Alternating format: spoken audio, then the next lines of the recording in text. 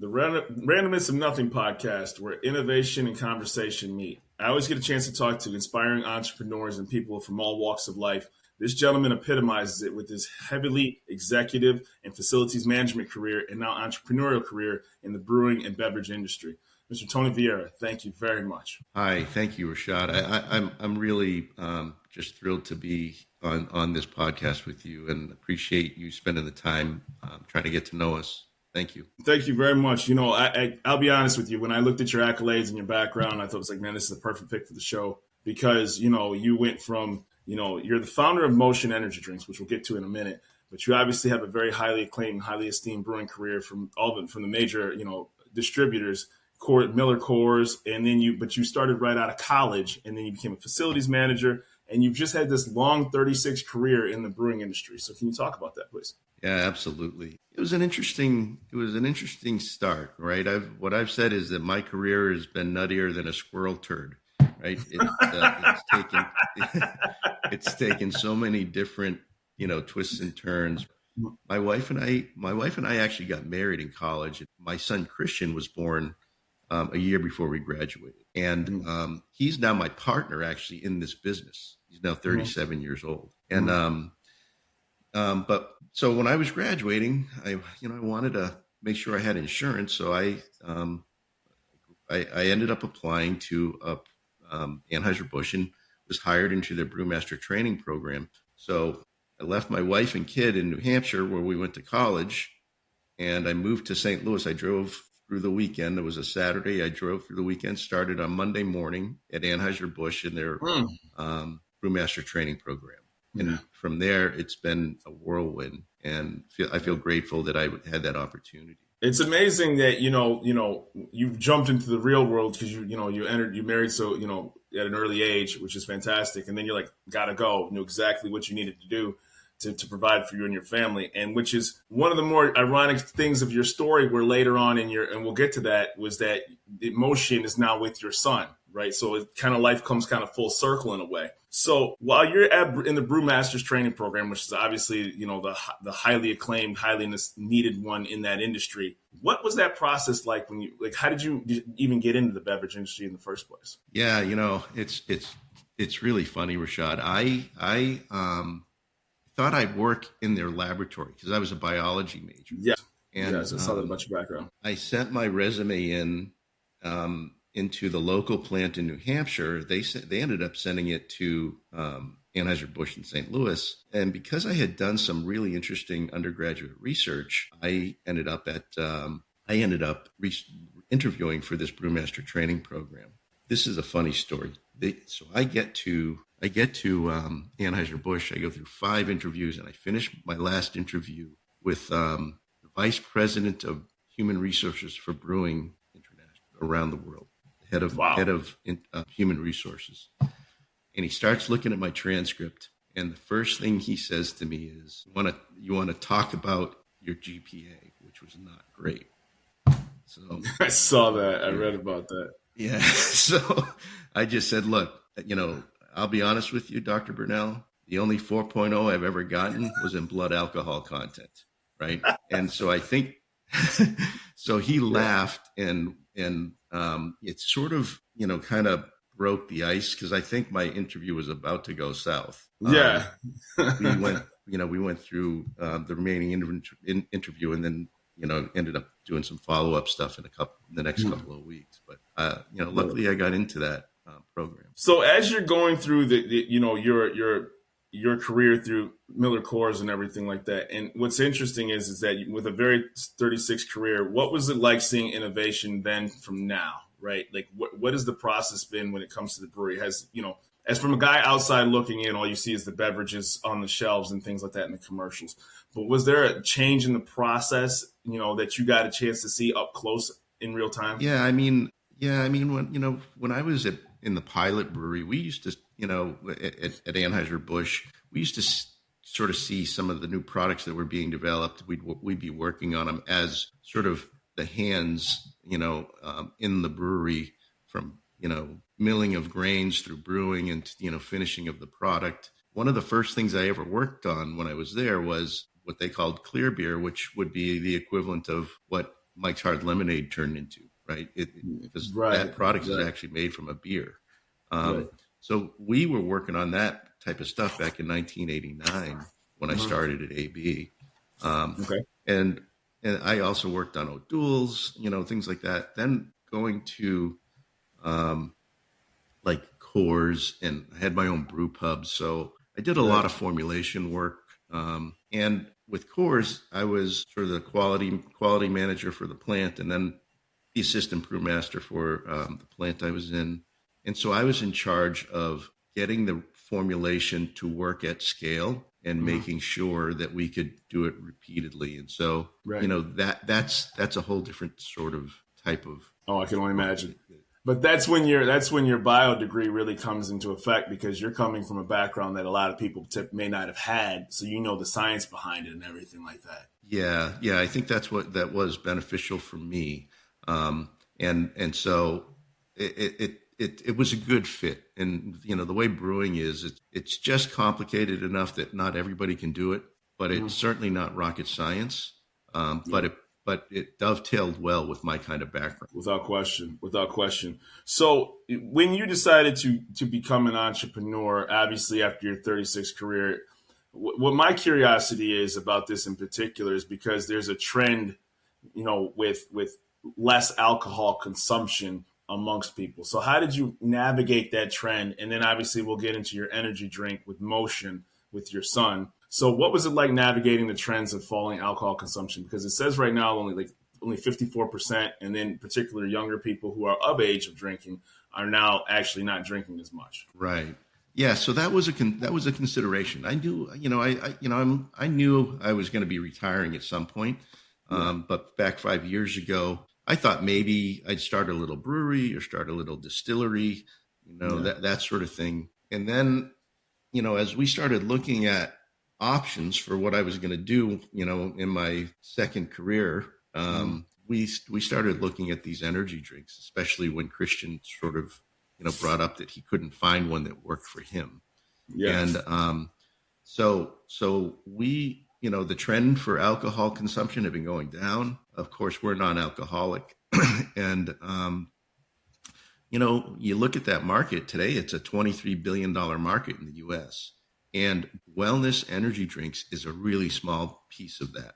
However, we think that wellness is gonna start to really creep up and be one of the primary categories in energy. What I thought was fascinating too was that, when you had there's this ingredient called shiso inside of your drinks, right? Because first of all, let me back up a bit. Mocean, that's a great name. Like, I love that name. I love the spelling of it too, because it just rolls off the tongue. I'm assuming it means motion in the ocean. Like, I hate to assume, right?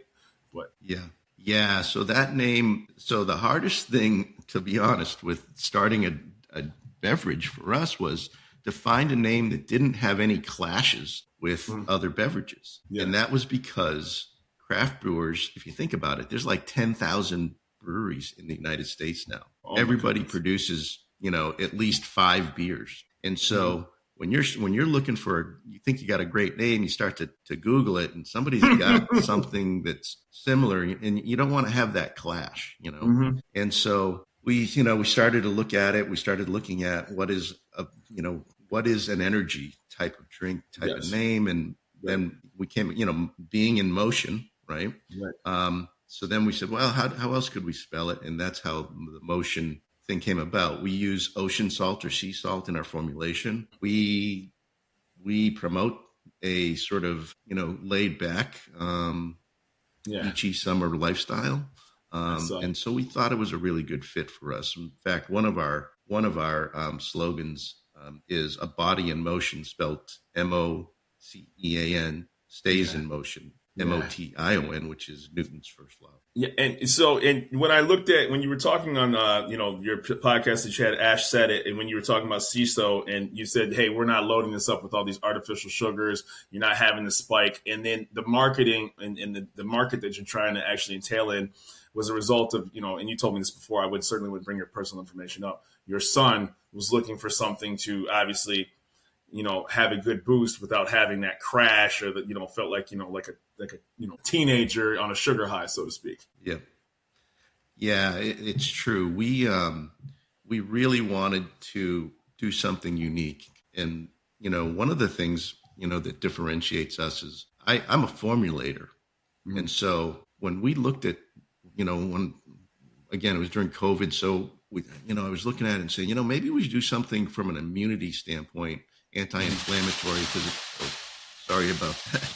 That's you're fine. My board in the back. But the formulation started to be developed on a whiteboard. Mm-hmm. Said, okay, these are the ingredients we want, or these are the functional benefits we want, and these are the ingredients that get us there. And that's how the formulation transpired. And that's why you don't see things like guarana or taurine, which is in probably 95% of the energy drinks sold in the U.S. Wow. Because we didn't photocopy what's out there. We started from a whiteboard and said, these are the benefits that we want. And it included reducing the caffeine level to something we consider reasonable. We have 130 milligrams versus other brands, which are 200 and 300 and even higher. So that's ours insane, is like a cup and a half of coffee. Yeah. That's absolutely insane that there's that much caffeine inside of those things. It really is. Yeah. It's really mind-blowing.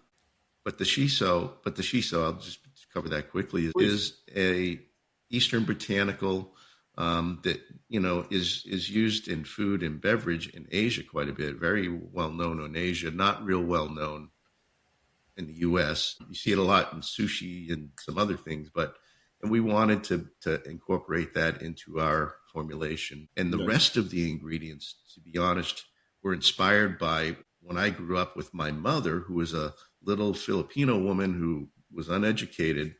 Karina was her name. When I was a kid and we were sick, she'd give us echinacea and zinc and elderberry and, those sort of things. Yeah. And so when you're looking at immunity support, those are things that help with that. And that's how those ingredients got into this. Wonderful.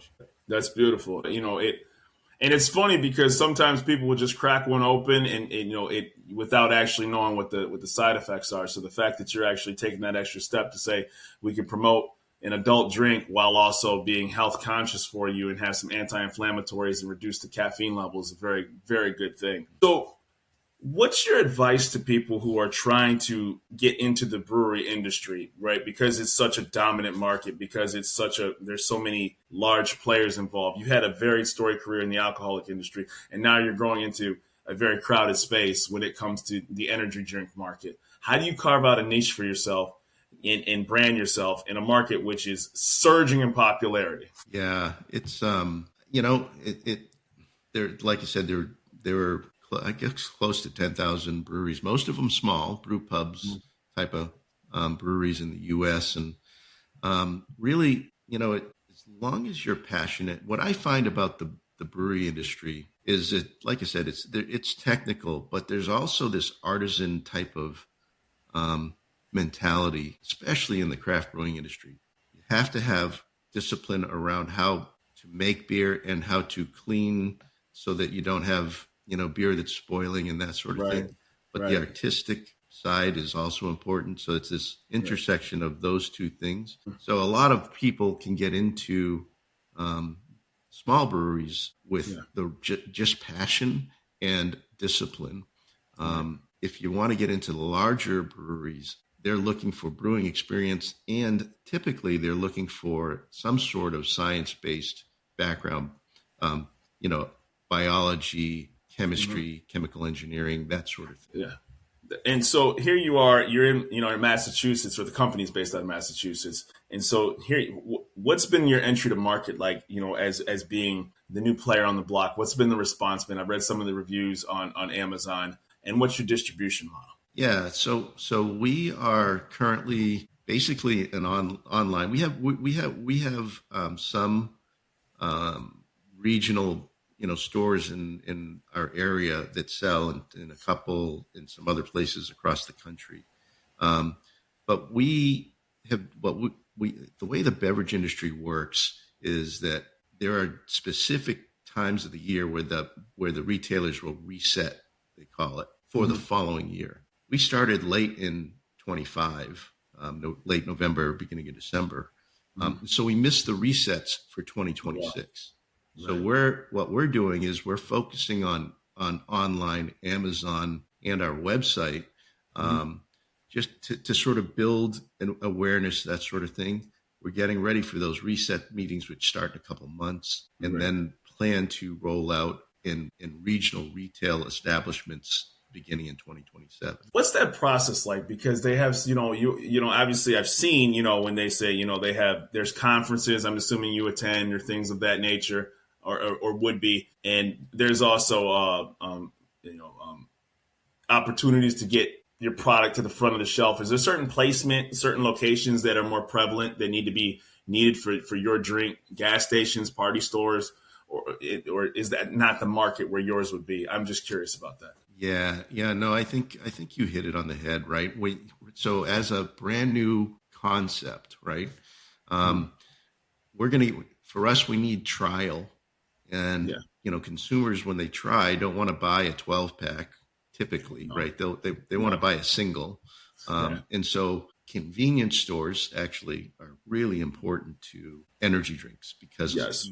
probably consumers over-index on buying energy drinks, especially as singles at convenience stores. And Yeah. so that will be a big push for us in 2027. And then Okay. the other packs that we serve would, for instance, 12 packs and the variety packs would be Mhm. looking at the bigger sort of retailers and groceries. What's the emerging what's a large dominant retailer that's on the East Coast where you're placed? And I only ask because like in the Midwest here, it's like Meijer. Obviously, there's Walmart, which is all across the country, but typically there's that regional one that spans across 3 to 4 different states. In the Midwest, it's Meijer, which is in Michigan, Ohio, Wisconsin. Is there a similar one? In on the East Coast? Yeah. We would, for instance, love to be in Stop and Shop beginning in 2027. Okay. Okay. Stop and Shop. There's Hannaford. Okay. There's a handful of them that really would be a good fit for us. We're also compliant, to be honest, with our formulation is compliant with Whole Foods and Sprouts, et cetera. And so that would be a big win for us to get into any of those regionally. Sprouts is not available coast, but Okay. Whole Foods. Well, I think with your varied background and your science background and your passion for, satisfying customers and clients in your 36-year career, there's certainly not going to be any issues with talking from a place of passion and spirits. One thing I can say, because people consume beverages, very, very, they're passionate about what they drink and they're picky about what they drink. And I think your background is perfectly fit to have a very good entry into the market because, better than most people that if you don't give people what they ask for when they're drinking and paying for it, how quickly consumer trends can change. Yeah, that's true. We want to. We're not here to force a consumer in any direction. We Right. think we're giving the consumer is something you can't get in another drink. Right. And we know we're not going to appeal to everybody out there, but Mm-hmm. there's enough folks out there that are looking for the type of drinks that we want to make, Mm-hmm. that we're resonating really well with those consumers. What flavors are there? We have a strawberry guava, Okay. blueberry pomegranate, That sounds a delicious. mandarin, and a white peach currently. And then we will be launching and we'll be announcing that this in a couple of weeks, a white peach as well. That's fantastic. That's fantastic. What's the I'm size sorry, of your no, team? we have white peach. We'll be launching Southern Sweet Tea as Okay. a flavor. Okay, what's the obviously you have proprietary information. I don't want to if you can't say it, that's fine. You're distributing it. How are your partnerships of where yours are manufactured, so to speak? And I ask that only because I'm just curious. Like, is there a biology team? Is there a team that you have specifically that's brewing these for you to make sure that you're hands on and get exactly what you asked for? Yeah. So we go to well-established co-packing network. One of my roles when I was working for White Claw was that I oversaw the co-packing of Right. the product. So I was in charge of quality, and I had the technical team that worked for me. So we Right. would go in and enforce that they made our products to our specifications, Wonderful. to our quality standards. Right. So it's one of the things that is sort of my forte. So I've selected co-packers that we feel could give us, that the type of quality that we want to preserve the profile that we want to give and that our customers deserve. We are going to be producing primarily in 2 locations. One will be in New York, and we think the second one will be out on the West Coast, and we're looking at 2 facilities on the West Coast right now. That's fantastic. Now, not too personal, but what's it like having this company with your son? It's great. You know, one of the it's what's really interesting is that we are half of what we do is just trying to make each other laugh. Right. When we put this stuff together, when we started thinking about this, we had I don't know, 7 or 8, tenets of what we wanted. It had to be good for you. It had to be authentic. Yeah. We came, one of the bullets was funny as money, right? We don't want to take it too seriously. So we wanted to have the brand voice sound something in between a Ryan Reynolds and a Liquid Death. Right. And so as you read sort of, the back of our can and so forth, that's why it's that way. So we have a lot of fun with it. Actually, I'm going to give you a heads up on something, which I don't know when this will air, but for April 1st, we are going to be releasing an April Fool's news release. Really? And the April Fool's news release is that we are going to be putting out a durian flavored energy drink. And if you're familiar with durian, it's a fruit that has a horrific aroma. Yes. And it's a Southeast Asian thing. It's a complete farce, but we're going to do it just on April 1st. And that's awesome. Try to fool the beverage industry with this thing. Anyway, I don't like I said, I don't know when this will air, but if it's around that time, it would be pretty funny. I'll see what I can do to meet those dates. I know we're barreling down. It's amazing that spring is right around the corner already for us. When you're, and I will do my best. When you're marketing an energy drink, obviously I know your time is very valuable. What's it like not marketing it towards this? You really marketed this towards the adults, right? But a lot of the energy drinks are not, right? How is that going to place you well in the market? And what has been the success and reception where people are saying, thank you for finally getting something for me, as opposed to, somebody that is not in my age bracket, more of an adult drink? Yeah. I mean, the energy drink market's been around for about, 30 years. And they pretty much continue in mass marketing to the target has clearly been males 16 to say 24 years old, right? Yeah. Adrenaline junkies, a lot of testosterone based marketing. So, the other question we had is what happens when you turn 25, right?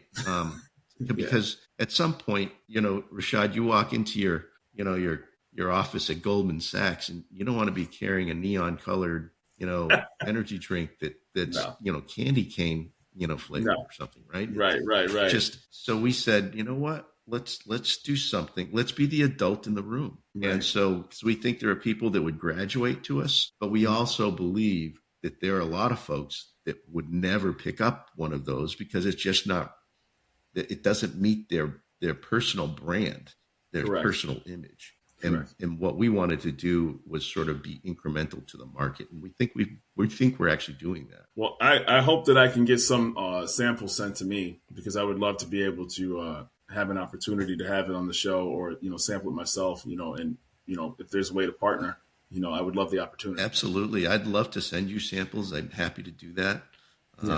And happy to come back and talk to you again. I mean, I've really enjoyed this discussion. Thank you. You clearly,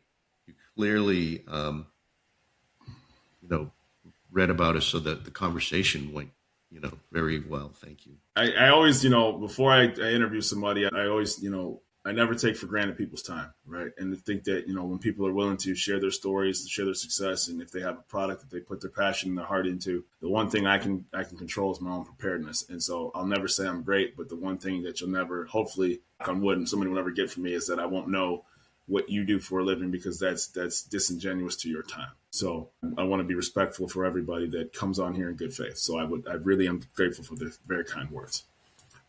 Where can people find? Thank you. I'm sorry. Well, I just wanted to say thanks again. I think you make it really easy to have a conversation. So I appreciate that. I appreciate that. I always ask this of the guests, not because they need me, but because for the purpose of the show. Where can people find Tony Vieira and your wonderful products that you have from Mocean? Sure. We have our own website. It's called www.drinkmocean MOCEAN.energy. There's Nice. no .com after that. Or you can go directly to Amazon and type in Mocean, and you'll be able to get our products there. And we'd love to have your audience try it. Buy it on Amazon in particular, and leave us whatever review you have, good, bad.